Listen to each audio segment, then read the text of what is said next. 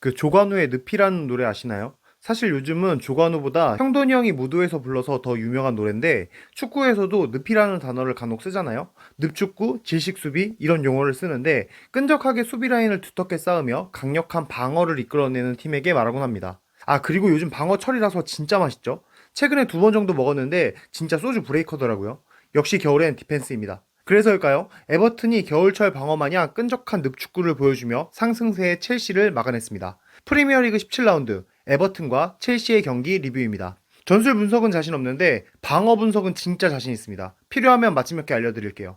좀 까놓고 이야기해서 첼시한테 억가가 없지 않은 경기였습니다. 그래서 이번 경기는 에버튼이 어떤 상황이었는지를 조금 보려고 합니다. 첫 번째, 에버튼의 새로운 구단주 프리트킨이 인수 후 첫 번째 관람하는 경기였습니다. 근 3개월 만에 인수가 완료되어 새 구단주 앞에서 첫 번째 경기를 보였습니다. 에버튼 선수들은 동기부여 개쩔죠? 아니, 감독만 바뀌어도 새 감독 눈에 들기 위해서 120% 활약을 보여주는데 구단주가 바뀌었다? 이건 감독이 먼저 나서서 새 구단주 눈에 들라고 난리 부르스를 추지 않겠습니까? 이런 경기 잘못하면 중대장님 바로 실망하는 거죠. 중대장님 모가지가 달린 경기인데 션다이치 누가 봐도 개쩌는 참 군인상이라 이럴 때 눈치껏 잘해야 합니다. 에버튼은 동기부여가 엄청난 상태로 홈 경기를 준비하였습니다. 그리고 프리드킨은 해외 축구 보시는 분들은 잘 아시죠? 이미 이탈리아의 로마 인수에서 구단주로 앉아있는 양반인데 미국 사람이고요. 다른 건 몰라도 감독 모가지 자르는 데는 일가견이 있는 사람입니다. 무가똥님 모가지 날렸죠? 팀 레전드 데로시 모가지 이어서 날렸고요. 유리치는 9월에 선임하고 11월에 잘라서 로마 최단 기간 감독 기록을 세웠습니다. 이 정도면 감독 대가리 자르려고 구단주 하는 건가 싶기도 한데 션다이치가 눈 부릅뜨고 경기 나설만 하네요. 그리고 유리치는 최근에 소튼 감독으로 앉았는데 에버튼과 소튼 경기가 예상외로 박터지는 경기가 되지 않을까 싶네요. 그리고 두 번째로 에버튼의 날씨도 공격하는 팀에게 너무나도 불리했습니다. 특히나 병적인 3자 패스를 만들며 공간을 먹어 들어가는 맞박이 축구 철학이 자연이라는 거대한 담론을 이겨내기가 어려웠다. 이렇게 볼 수 있을 것 같은데 아니 진짜 공 가만히 두면 굴러갈 정도고 비가 너무 많이 와서 카메라가 안 보일 정도에서 경기하는 건 에바세바 참치 아닙니까? 참치 먹고 싶어서 그런 건 아니고요. 후방에서 벌려주는 패스들은 공이 뻗어나가지를 못하던데 엔간해서 축구는 날씨로 인한 경기 이런 거 없잖아요. 날씨마저 경기의 요소로 보니까. 그런데 지난 리버풀과 에버튼 경기가 왜 연기되었는지 이해가 가는 부분이었습니다. 군대에서도 이 정도면 축구 안 해. 이런 날 불러 모으면 바로 짬당하지. 그런데 에버튼의 새 구단주 연대장님이 하고 싶으신 거다? 경기 진행시켜. 세 번째로 첼시가 구디스파크에서 전적이 정말 처참하거든요. 최근 5경기에서 1승 4패고 5경기 동안 2득점밖에 하지 못할 정도로 극심한 에버튼 원정 포비아를 가지고 있었습니다. 그리고 이번 경기에서도 골을 넣지 못하며 6경기 2골이라는 처참한 공격력을 보여주었네요.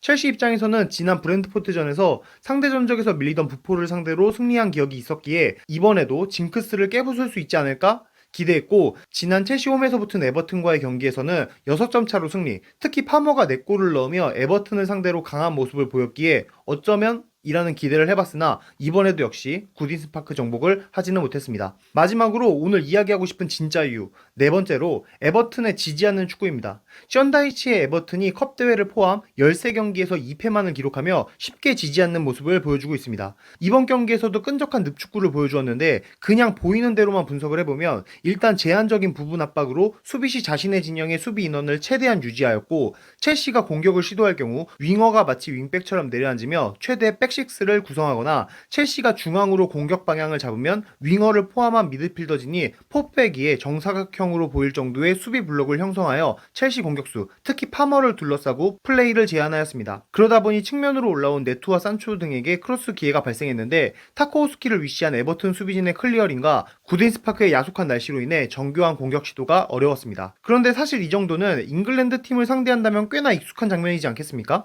PL의 대부분 팀은 세계에서 내노라 하는 인력으로 구성돼서 매경기 승리를 장담하지 못하는 게 일반적이 되었는데 겨우 이 정도 위협도 이겨내지 못한다는 건 그냥 경기를 못했다고밖에 느껴지지 않는단 말이죠. 그런데 사실 여긴 숨은 이유가 하나 있죠.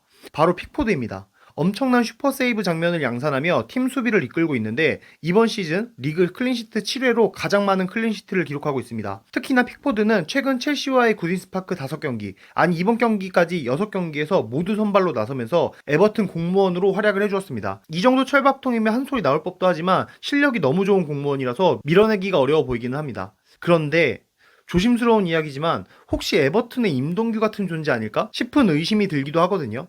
스토브리그 보셨죠? 겨울에는 무조건 다시 보기 해야 하는 드라마인데 거기서 임동규가 스탯 관리하면서 꼴찌팀 대장놀이 하거든요. 국대도 나가고. 픽포드 에버튼에서 대장놀이하고 꼴찌는 아니지만 여차하면 강등권이고 근데 잉글랜드 주전골이네. 아무튼 그렇습니다. 더해서 수비 라인의 타코우스키가 슈플러, 클리어, 공중볼 경합 등 여러 수비 지표에서 PL 상위권에 이름을 올리며 늪축구의 중심적인 역할을 하고 있습니다.